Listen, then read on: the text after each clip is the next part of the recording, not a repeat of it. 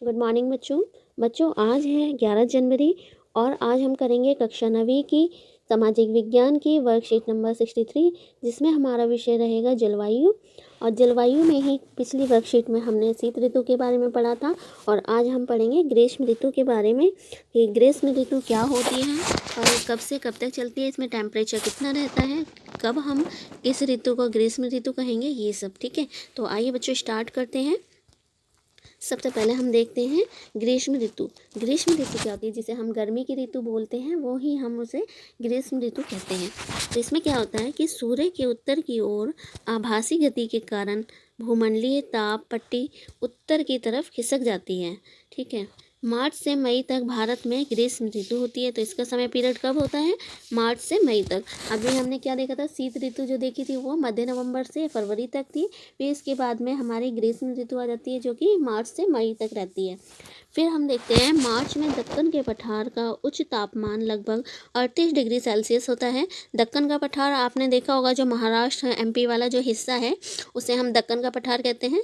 तो मार्च में क्या होता है कि वहाँ पे क्या जो तापमान होता है वो 38 डिग्री सेल्सियस तक पहुँच जाता है।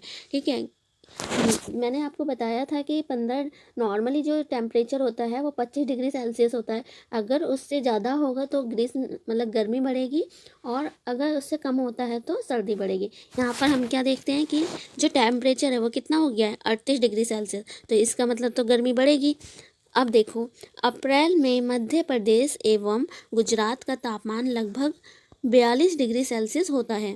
देखो कितनी ज़्यादा गर्मी होती है वहाँ पे। आपको पता है कि गुजरात राजस्थान वाले हिस्से में थोड़ा सा रेतीला जो इलाका होता है उसके पास ही गुजरात पड़ता है। तो यहाँ पे हम क्या देखते हैं सामान्यतः कि जो मध्य प्रदेश है और गुजरात का जो तापमान है वो अप्रैल के महीने में 42 डिग्री सेल्सियस तक पहुँच जाता है। फिर हम देखते हैं मई में देश के उत्तर पश्चिमी भागों का तापमान सामान्यतः 45 डिग्री होता है। तो उत्तर पश्चिमी वाला जो मैंने आपको दिशाएं बताई थी, ये है उत्तर, ये है दक्षिण, ये पूरब और पश्चिम। तो यहाँ पे जो उत्तर पश्चिम वाला ये जो इलाका है यहाँ पर ये वाला, तो यहाँ पे क्या होता है, जो टेम्परेचर होता है मई में लगभग 45 डिग्री सेल्सियस तक पहुँच जाता है। ठीक है, फिर हम देखते हैं प्रायद्वीपीय भारत में समुद्री प्रभाव के कारण तापमान कम होता है, क्योंकि जो साउथ वाला जो हिस्सा है भारत का जो वी शेप में बना हुआ है उसे हम प्रायद्वीपीय भारत कहते हैं। और वहाँ पे क्या होता है, तापमान कम हो जाता है। क्यों हो जाता है? क्योंकि वहाँ पे पास में समुद्र है, तो समुद्र की जो ठंडी हवाएं हैं वो वहाँ की जो टेम्परेचर है तो उसे कंट्रोल करके रखता है और वो कम कर देता है। ठीक है, मई के अंत में उत्तर पश्चिम में थार के रेगिस्तान से लेकर पूर्व एवं दक्षिण पूर्व में पटना तथा छोटा नागपुर पठार तक एक कम दाब का लंबवत क्षेत्र उत्पन्न होता है।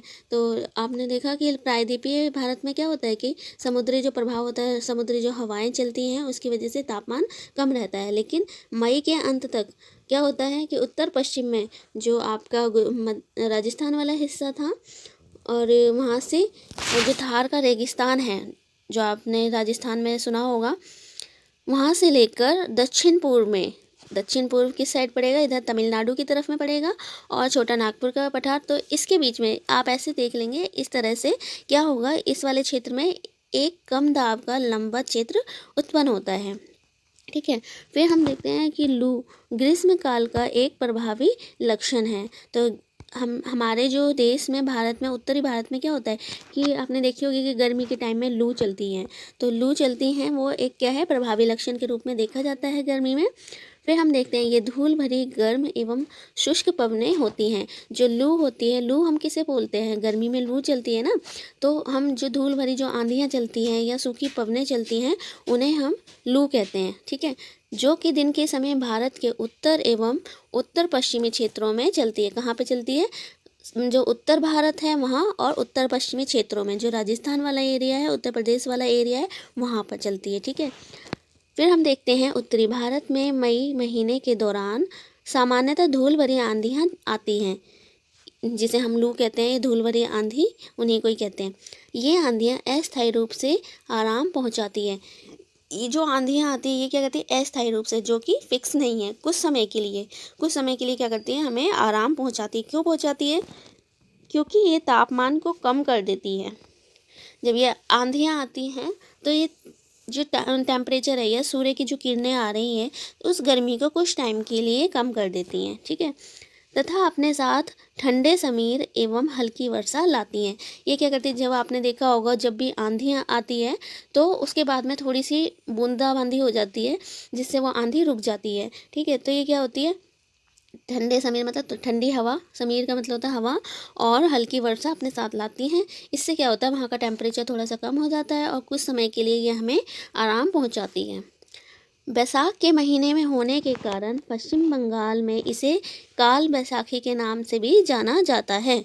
तो बैसाख के महीने में ही मतलब ये सारी चीज़ें होती हैं, आंधियाँ चलती हैं मई के महीने में, तो उस टाइम पे हमारा जो हिंदी के जो जैसे हम जनवरी फरवरी इंग्लिश में पढ़ते हैं, इसी तरह से हमारे हिंदी के भी मंथ के नेम होते हैं। तो जो हमारा जो मई का महीना है उसमें आपका बैसाख लगता है हिंदी के अकॉर्डिंग। तो उस समय में क्या होता है, पश्चिम बंगाल में इसे काल बैसाखी के नाम से भी जानते हैं, ठीक है, काल बैसाखी कहा जाता है। फिर देखते हैं हम ग्रीष्म ऋतु के अंत में कर्नाटक एवं केरल में प्रायः पूर्व मानसूनी वर्षा होती है। तो गर्मी में क्या होता है, जैसे गर्मी ख़त्म होने वाली होती है तो उस टाइम पे जो कर्नाटक है और केरल वाला हिस्सा है, जैसे आपने ये भारत का ये नीचे का हिस्सा देखा होगा, तो यहाँ पे कर्नाटक है, यहाँ पे कर्नाटक है और यहाँ पे केरल है। तो इस वाले हिस्से में क्या होता है कि पूर्व मानसूनी वर्षा होती है। जब मानसून आने वाला होता है, मानसून आने से पहले की जो वर्षा होती है वो यहाँ पर होती है, ठीक है।